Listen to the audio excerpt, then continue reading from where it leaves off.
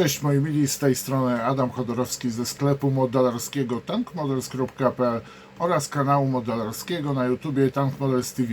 Już wiecie, co będzie dzisiaj prezentowane, niedługo będzie tamto prezentowane, a dzisiaj Was zachęcam do posłuchania rysu historycznego tego modelu, no i później zajrzymy sobie do pudła. Mam nadzieję, że zostaniemy po raz kolejny mile zaskoczeni. Nowy model pojazdu w skali 1.72 od IBG, polskiej firmy produkującej naprawdę wysokiej jakości modele, ale sam z miłą chęcią zajrzę do tego pudełka, ponieważ jeszcze nie zaglądałem do niego, znaczy luknąłem tylko. Czy jest w torebkach zgrzany, czy w torebkach strunowych. W torebkach strunowych. A teraz Was oczywiście zapraszam a następnie na rys historyczny. Jeżeli jest to kolejny film, jaki oglądasz na moim kanale, podoba Ci się on, chcesz, żeby się rozwijał, a nie jesteś subskrybentem, zapraszam do subskrypcji. Wystarczy, że klikniesz w subskrybuj, następnie w dzwonek, otrzymasz powiadomienia i oglądaj kolejne filmy. Dziękuję Ci.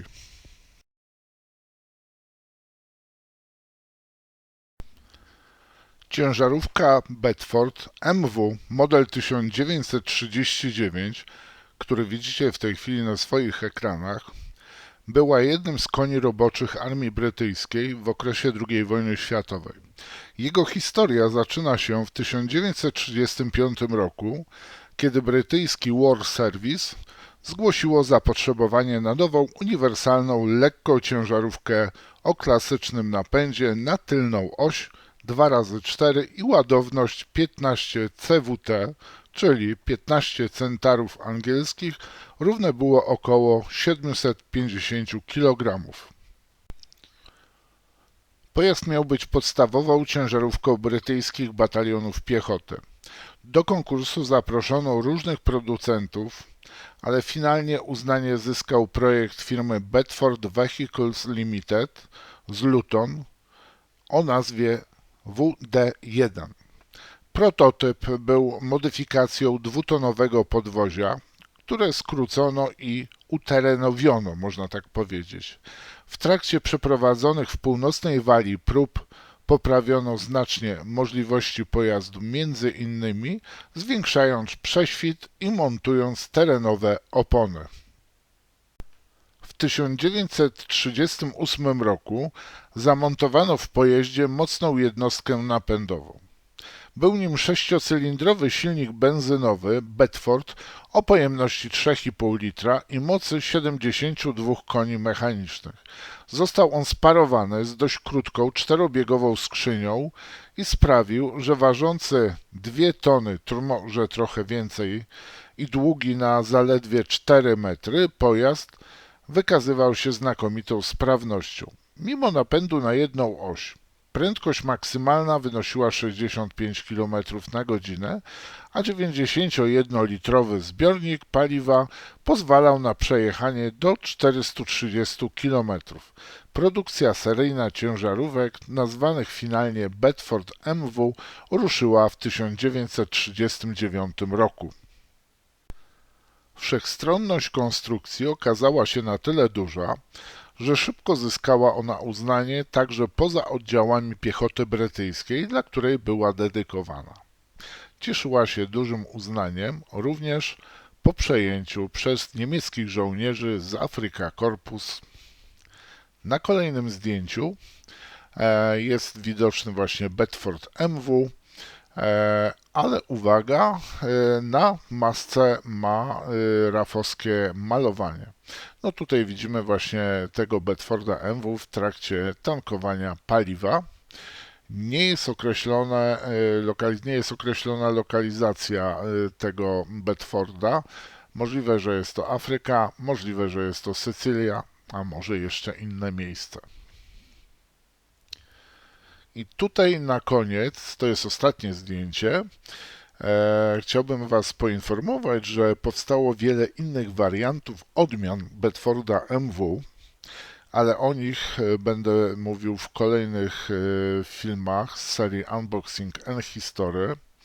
Tutaj widzimy chociażby centralnie jeden z kolejnych wersji właśnie Bedforda, a po lewej stronie nad strzałką widzimy omawiany model, czyli krótko mówiąc Bedforda MW model 1939. Wraz z pojawianiem się kolejnych modeli od IBG, ciężarówek oczywiście Bedford MW, będą pojawiały się kolejne filmy. A na chwilę obecną zapraszam Was na unboxing. Jeżeli jest to kolejny film, jaki oglądasz na moim kanale, podoba Ci się on, chcesz, żeby się rozwijał, a nie jesteś subskrybentem, zapraszam do subskrypcji. Wystarczy, że klikniesz w subskrybuj, następnie w dzwonek, otrzymasz powiadomienia i oglądaj kolejne filmy. Dziękuję Ci.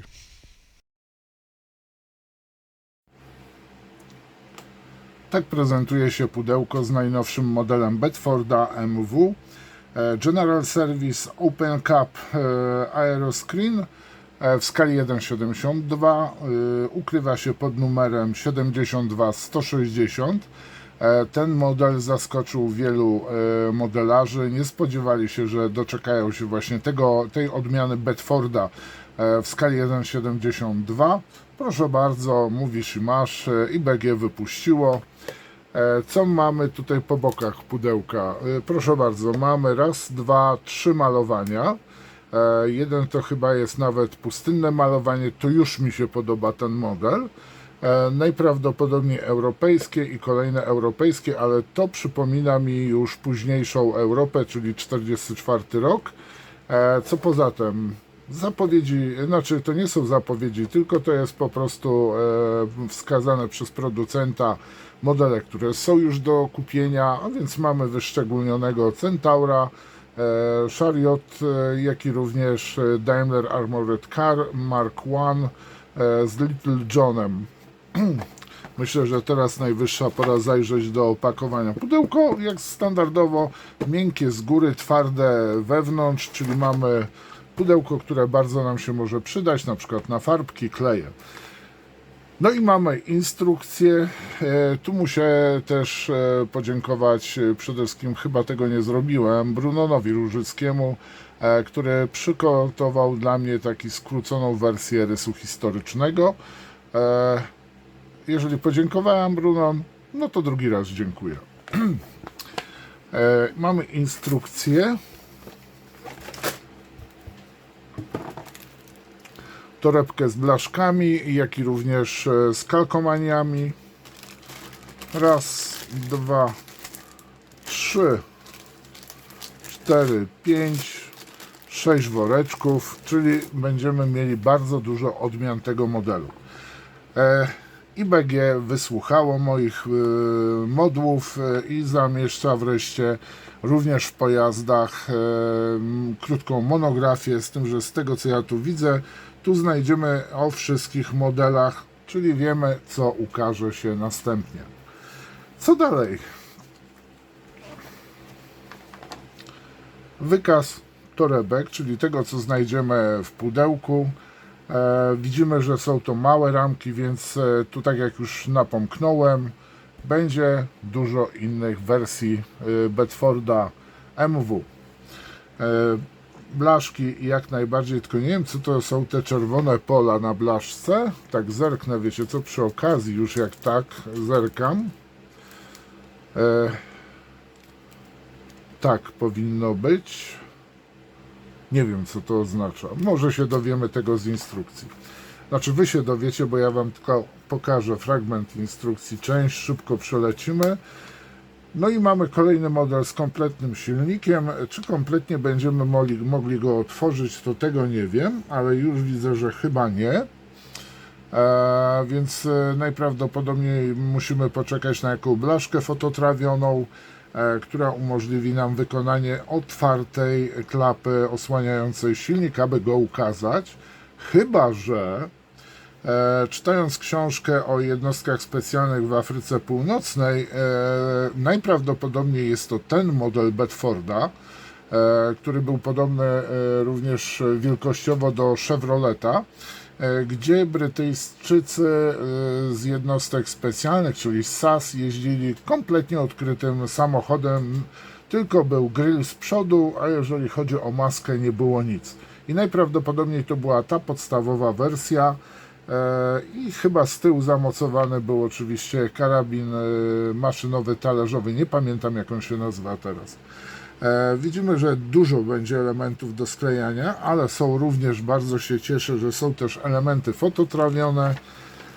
Tak, tutaj już kończymy. Mamy kubełkowe siedzenia, więc jeżeli ktoś dobrze poszuka w monografiach poświęconych jednostkom specjalnym w Afryce, to znajdzie na pewno również zdjęcie wśród wielu innych pojazdów stojących na pustyni, gdzie jest właśnie Bedford MW w wersji pustynnej. Wygląda trochę jak pojazd z post-apo. Nie chciałem powiedzieć cyberpunka. Nie, teraz tak, jeżeli chodzi o malowanie, tu mamy Bedforda, 43. Dywizja, 4. Regiment Whiteshire, Welkenswald, Holandia, wrzesień 44 rok. Co kolejny? No i właśnie, tutaj mnie już rajcuje, to Bedford 60. Królewski Regiment Strzelców, Afryka Północna, maj 44 rok. No i tu mamy 52. Dywizję, Lowland, Francja, czerwiec 40 rok, czyli mamy tutaj Blitzkrieg na Francję, gdzie stacjonowało trochę wojsk brytyjskich. To jest fajne malowanie, poważnie. No i teraz co? Obniżamy kamerkę i lecimy z ramkami. Proszę bardzo, tak prezentuje się blaszka. Ciekaw jestem, o co chodzi z tymi czerwonymi polami w instrukcji, no ale to jak będziemy sklejać, to przekonamy się sami. Najprawdopodobniej chodzi o złożenie tych skrzyneczek. Zobaczymy. Bardzo fajna blaszka. Widzę, że tutaj już nie ma w modelu uproszczeń, tylko na boczne elementy osłony silnika mamy również, o właśnie, gdzie jest moja magiczna różdżka. Te elementy wklejamy w bocznych klapach osłony silnika. Tu mamy z przodu oczywiście kolejne elementy, o których teraz nie mam zielonego pojęcia, gdzie należy je wkleić. Zapewne osoby, które będą sklejać ten model, będą wiedziały doskonale gdzie i jak. No i tu mamy kalkomanię. Właśnie to jest ten model. My w ogóle będziemy teraz sklejać model Bedforda MW z 1939 roku, czyli ten podstawowy. Tu jest zresztą napisane przez IBG, że to jest Early Production i to jest ta wersja podstawowa, pierwsza, która pojawiła się w wojsku brytyjskim. I na planie filmowym pojawiają się pierwsze 3 roznegliżowane ramki wyjęte z woreczka i mamy teraz tak, jeżeli chodzi o ramki, proszę bardzo, ramka J, ramka P i N. Zapewne z tymi ramkami będziemy jeszcze się na przemian widzieć. Tu mamy najprawdopodobniej tak, to jest kabina, elementy związane z kabiną i teraz poszczególnie sobie obejrzymy pojedynczo te ramki, jak ten detal wygląda. No, bardzo, powiem Wam, jest potężny progres, jeżeli chodzi o elementy. Pamiętacie, jak kiedyś IBG robiło łopaty? No to zobaczcie, teraz mamy precyzyjnie bardzo wykonaną łopatkę. To jest najprawdopodobniej są lusterka, tablica, element. Tu mamy chyba wnętrze pojazdu, kabiny. Następnie mamy, to są chyba prezenty, które mocujemy jako drzwi. Nie, no bardzo ładnie to się wszystko, detal bardzo prezentuje. Tu mamy jakieś jeszcze prezenty. Sami spójrzcie.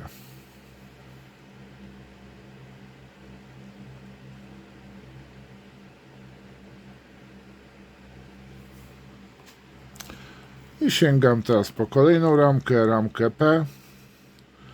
No będzie tych wersji, widzę, dość dużo. To jest ramka P z elementami chyba ramy, układu jezdnego i dodatkowych elementów.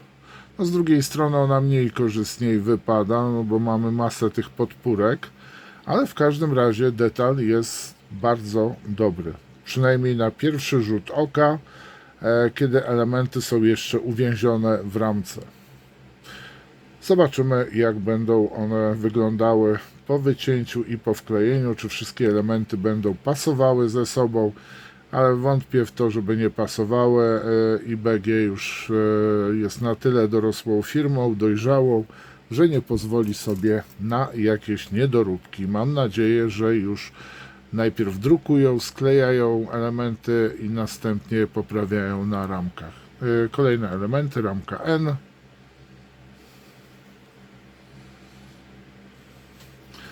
I ramka, posłuchajcie, I jak Irena. Też będziemy się pewnie w kolejnych wersjach spotykać z tą ramką, ze względu na to, że to jest skrzynia załadunkowa, więc będą nam się zmieniały kabiny, ze względu na to, że będzie pełna kabina z pełnym oszkleniem i na pewno ten element będzie pojawiał się wielokrotnie. I kolejna ramka, to widzę, że będzie ramka wspólna dla wielu modeli. No już widzimy, że mamy dwie różne przednie szyby, które montujemy. My używamy tylko czwórek w tej chwili, z tego co widzę. No i posłuchajcie, jeżeli to są reflektory, a chyba są to reflektory, no to będzie superancko wykonanie reflektorów. Jeżeli ktoś ma już tego Bedforda, powinno mieć kilka osób, przynajmniej z okolic Warszawy, no to w tym wypadku powinni się pochwalić, czy już coś z tym zrobili. Ale tutaj jest mistrzostwo świata. Posłuchajcie, to są szyby wykonane z jakiegoś tworzywa sztucznego, no powiedzmy z folii, tak, które zamykamy w przypadku wiatru, silnego deszczu i tutaj IBG zrobiło naprawdę super sprawę. Nie dało nam płaskiego. Zwróćcie uwagę. Tu jest, o teraz widać. Widzimy, co zamalowujemy, czyli mamy po prostu brezent z przeszkleniem. No i tutaj widzę no, duże brawa dla IBG. Nie będę żadnych tutaj szapoba jakichś opowiadał, nie lubię tego. A my używamy tych okienek. Tak jak zresztą w Chevroletach używanych przez SAS, wtedy w ten sposób właśnie robiono oszklenie. Powiem Wam, czekam na tego Chevroleta pustynnego od IBG. Byłbym bardzo very happy, szczęśliwy. No i ramka V, stworzona zapewne nie tylko do tej wersji, ale głównie mamy elementy zadaszenia w formie jedynki, dwójka, trójka, czwórka, no to są pałąki, na których możemy plandekę prezentową rozwinąć albo złożyć ją za kabiną.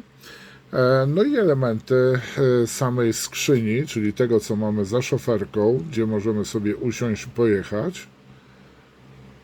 No powiem Wam, bardzo ładnie to wygląda. No zresztą sami zobaczcie. Ostrość kamerka jeszcze dobrze łapie.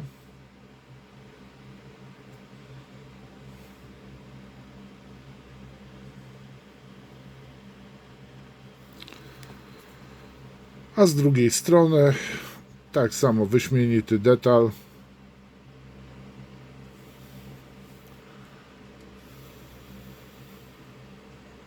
Powiem Wam, że osoby, które interesują się pojazdami z II wojny światowej, a już nie wspomnę o brytyjskich, to powinni stać w kolejkach i brać po prostu przynajmniej po dwa modele, żeby sobie wykonać dwie fajne wersje, europejską, jak i również afrykańską. Co w kolejnym mamy woreczku strunowym? A nie, dobrze, wykorzystujemy te elementy. Posłuchajcie, ramka E, H i D. No to ja zacznę analfabetycznie od ramki D. Fragment części karoserii, można powiedzieć. Mamy też, widzę, karabin. A nie, to jest dobrze, karabin z mocowaniem. Super sprawa wykonana. Tu mamy narzędzia inżynieryjne. Z trzonkiem, widzę, jest kill-off. To jest to, co z przodu jest, tu gdzie silnik, o w tej pozycji. Jak te mocowanie? No grube są mocowania do elementów, powiem Wam. Trzeba będzie uważać przy wycinaniu, a jak przy tych drobnych elementach, no cienkie nie są, ale damy radę. Tu trzeba będzie na pewno przy tych elementach bardzo uważać, trzymać za elementy.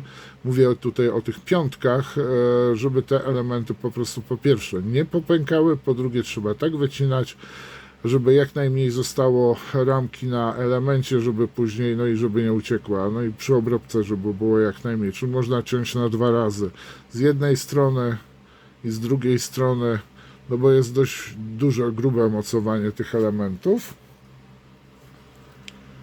Kurczę, zapomniałbym pokazać. Felgi, posłuchajcie. Mamy felgi, front maski, błotniczki. No i właśnie te, pamiętacie, co pokazywałem Wam, te małe blaszki. Blaszki właśnie tu mamy do chłodzenia silnika w tych maskach. Kurczę, bym zapomniał. Ale powiem Wam, że to nawet bardzo przyzwoicie zrobione. Zapewne jak będę oglądał film na telewizorze, to dopiero rozczytam, co tu jest napisane, bo teraz to za chińskiego Boga nie umiem tego zrobić. Powinien być taki odnośnik na ramce, taka strzałka i co tu jest napisane. Nie każdy jest sokole oko. I zawartość ostatniej torebki. A tu mamy dwie malutkie ramki, zresztą sami to widzicie. No i elementy, chyba z tymi ramkami będziemy zawsze się witać. Myślę, że ramka A, B na pewno są ramkami, które zawsze nas przywitają. Co do C, ciężko mi jest powiedzieć. Nie wiem, czy we wszystkich wersjach tego Bedforda kabina składała się z takich foteli. Bardzo mało zdjęć jest oryginalnych Bedfordów MW. No i co? Analfabetycznie, czyli alfabetycznie od ramki A zaczniemy. Ramka A. No, fajnie wykonane są elementy. No, te mocowanie to takie trochę nie najcieńsze jest. Trzeba będzie uważać. Tak prezentują się felgi z jednej strony, a z drugiej pewnie trzeba będzie na drugą stronę zerknąć. Tak, bo będą koła, w ogóle widzę, że będą z 3 części się składały. No tu mamy elementy pozostałe związane z kabiną.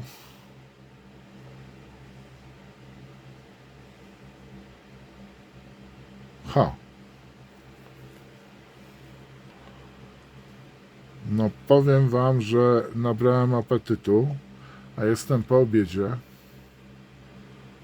Tak, jadłem już obiad. No powiem Wam, i tu mamy taką podwójną, tą samą ramkę.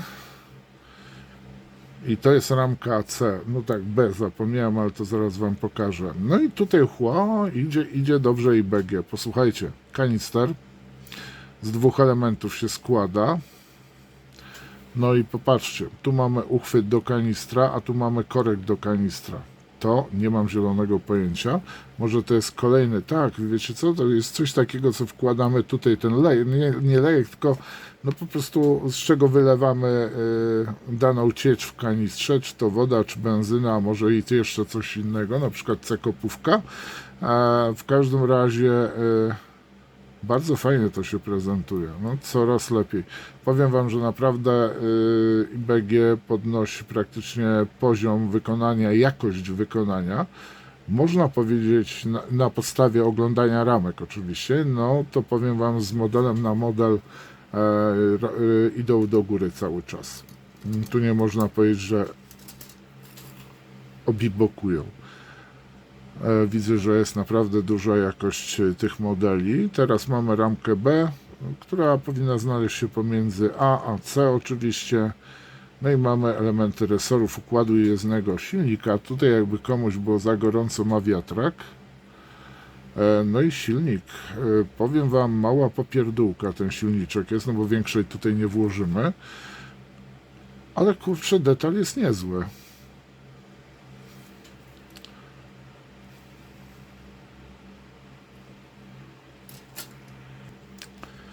Już widzę, że tutaj Na telefonie się pochwaliłem wcześniej Bedfordami i widzę właśnie SMS, czy zostanę do 20.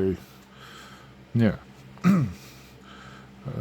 Jutro będę od 8. To tyle. Powiem Wam, że jeżeli to jest pierwszy model w wersji podstawowej, to aż trochę mam stracha, co będzie w pozostałych wersjach typu cysterny, pojazd na przykład z działkiem z tyłu. Może niektórzy, powiem Wam, widziałem też ciekawe zdjęcie od tyłu. Nie widziałem przodu dokładnie na zdjęciu, ale w każdym razie na pace na tyłu stał polski Bofors. Był zresztą w tej książce tak opisany. To był samochód afrykański, znaczy afrykański w Afryce, tak samo z jednostki specjalnej, czyli z SAS-u. I z tyłu był postawiony Bofors normalnie na kółkach, bez żadnych tam nie certolili się, nic nie odkręcali, po prostu stał zablokowany dechami koła i był Bofors, polski Bofors przeciwpancerny. Widziałem też, znaczy tam było też napisane, że były, nie wiem skąd te CKM polskie też się wzięły w Afryce. Moi mili, to wszystko. Bardzo Wam dziękuję.